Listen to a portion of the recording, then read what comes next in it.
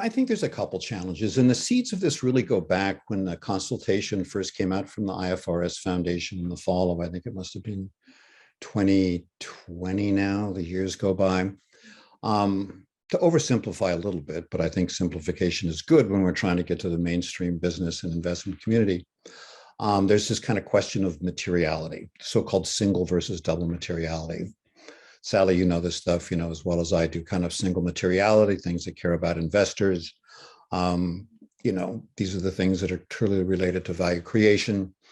Double materiality are those things that, may not matter to investors, aren't going to affect a company's stock price, but can make the world a better, worse place. And unfortunately, sometimes a worse place. So GRI would define that kind of basically as negative externalities. So you've got materiality is only important to investors, or this broader notion of materiality.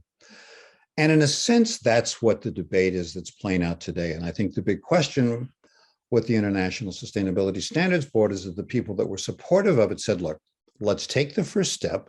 This is a huge step forward. We didn't always have accounting standards, as you know. So it's not the final solution. No form of disclosure is going to be the final solution.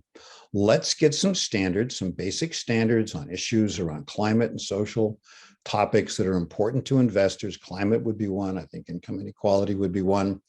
Let's get standards set by the International Sustainability Standards Board, as it's called, to try and get the information on ESG and sustainability performance, which is another fight that people have about it. And I'll come back to that, to try and get this information on par and then tie that into executive compensation, make sure that boards understand it.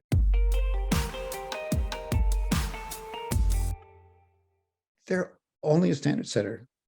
And I know, by the way, then they have to put all these standards through a due process where you're going to have companies, they're going to have to report on this, and there can be investors have to use this, make it multi-stakeholder. That's not the core competence of the IFRS Foundation. That's one of the reasons that they're focusing on single materiality.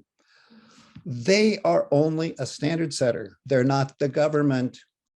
So the EU can come up with the Corporate Sustainability Reporting Directive. They are the government.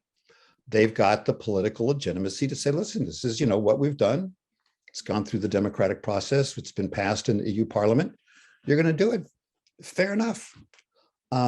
Companies are only going to use and report on whatever the IFRS Foundation's ISSB, or whatever you want to call it.